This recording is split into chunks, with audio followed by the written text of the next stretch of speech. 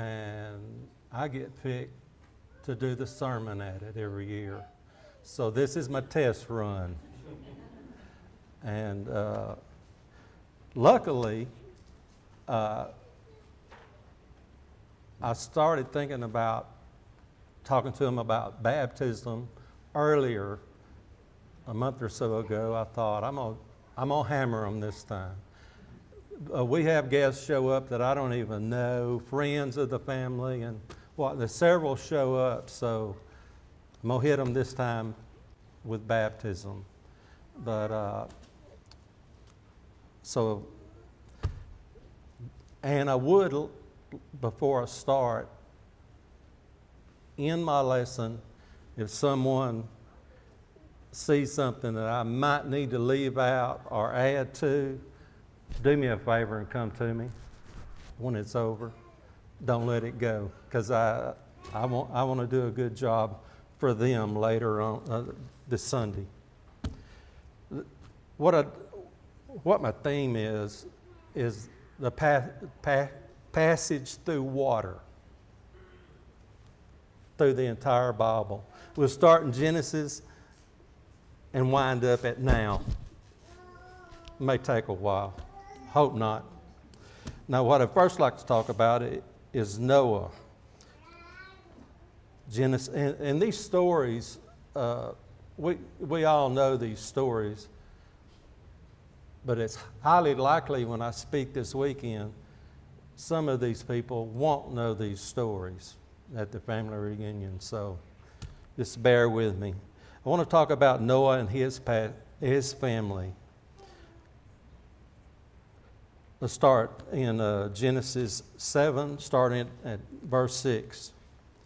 Now Noah was 600 years old when the flood and water came upon the earth, and Noah and his sons, his wife, his sons' wives, and him entered the ark because of the water of the flood. We all know that Noah and his family, the story where they have all the animals on there and the building of the ark and all that when he was preparing for it. But my thoughts are, this is one lesson of a family going through the water and being saved at this time. I'm going to move. The next one is Moses. Let's go to Moses. It's Exodus 2, 1 through 9. And this is something this is one of those things that somebody might not think it's supposed to be in here, but I'm going to go with it. At this point in time, they had got a new king, Pharaoh, and he was concerned about the population of Israel. So he decided he was going to kill all the male babies at that time. And that's where we're at with Moses and at his birth. Let's start in Exodus 2, verse 1. Now a man from the house of Levi went to marry a daughter of a Levi. The woman conceived and bore a son, and when she saw that he was beautiful, she hid him for 3 months. But when she could hide him no longer, she got a wicker basket and covered it in tar and pitch. She put this child in it and set it in the reeds of the bank of the Nile. And when I think about that, I think all these stories and all these things I've seen about the Nile, putting a child in the reeds, in the water, in the Nile, to me seems very dangerous. But as we all know, his sister just happened to be watching the whole thing when Pharaoh's daughter comes down and hears the child in the basket. This is another one of this man was saved when she took him out of the water We all know that Moses' mother wound up feeding him, breastfeeding him for the queen, and he was raised by them. So it's another lesson of people going through water, a passage through water. Again, look in Exodus 14, 21 through 28.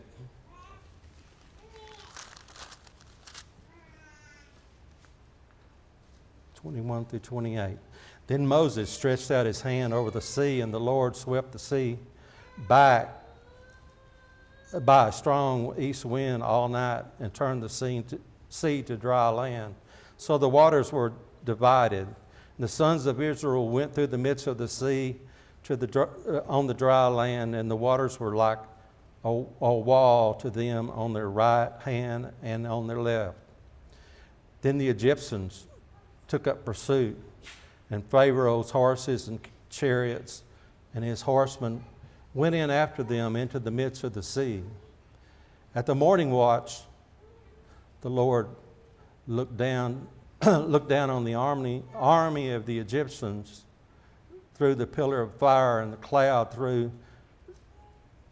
and brought the army of the Egyptians into confusion. He caused the chariots' wheels to swerve, and he had them drive with difficulty. So the Egyptians said, "Let us flee from Israel, for the Lord is fighting for them against the Egyptians."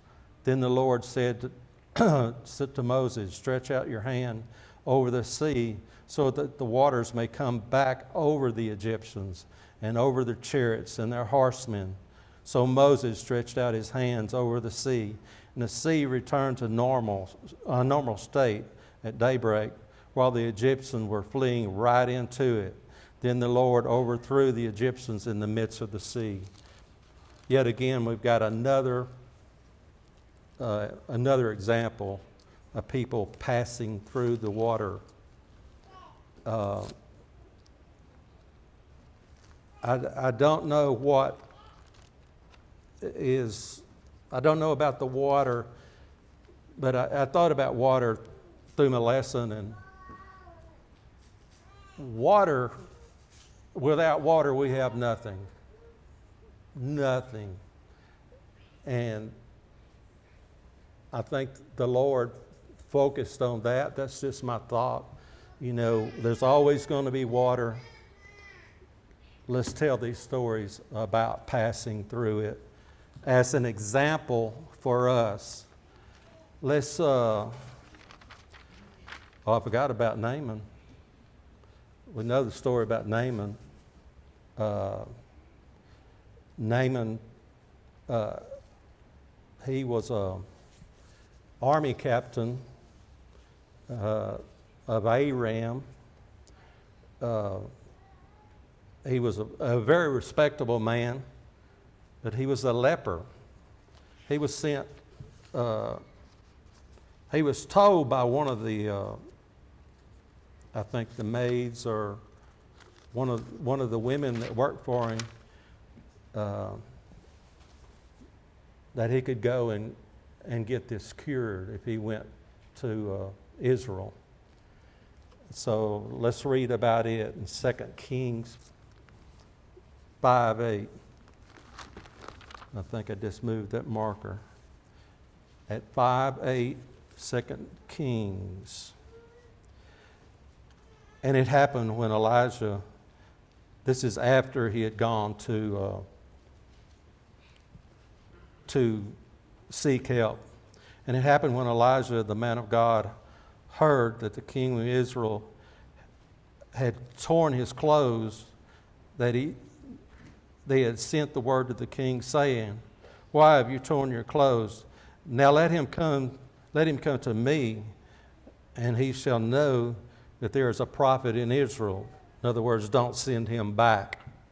So Naaman came with his horses and his chariots and stood in the doorway of the house of Elijah.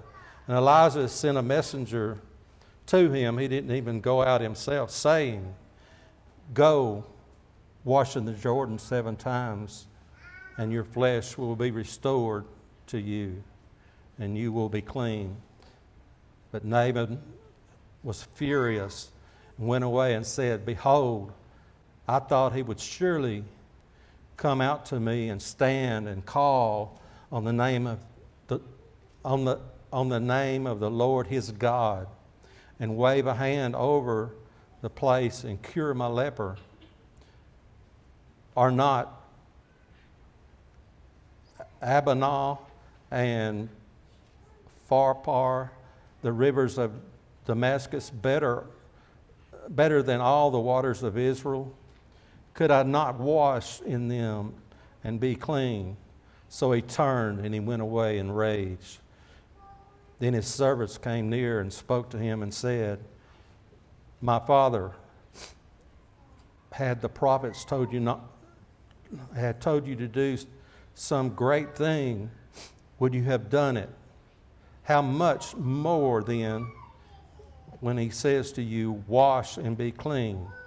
So he went down, he dipped himself 7 times in the Jordan, and according to the word of the man of God, his flesh restored like the flesh of a child, and he was clean. Here again, there's another one of my passages through water, but in this case, he has had a set of instructions that he had to keep. We know he wanted to do other things, dip in other waters and whatnot, and we know what would have happened. Nothing would have happened. He had to have gone by the word to got himself cured. I'd like to move over into the New Testament. We'll start in Matthew 3. We'll read about